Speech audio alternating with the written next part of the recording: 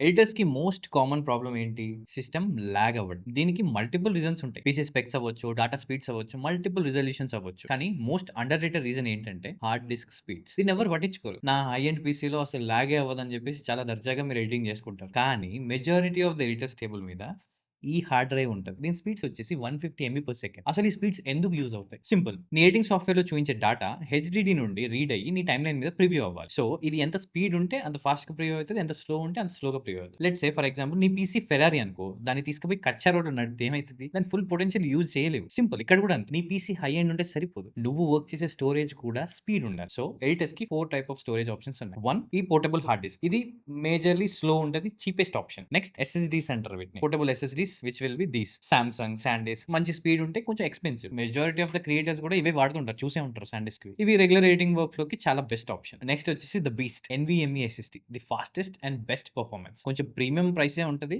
But worth it. ఎడిటింగ్‌లో 4K heavy projects కూడా buttery స్మూత్‌గా హ్యాండిల్ చేస్తది. Next desktop power hard drive. నేనిదైతే స్టోరేజ్ అండ్ బ్యాకప్‌కి మాత్రమే యూజ్ చేస్తాను.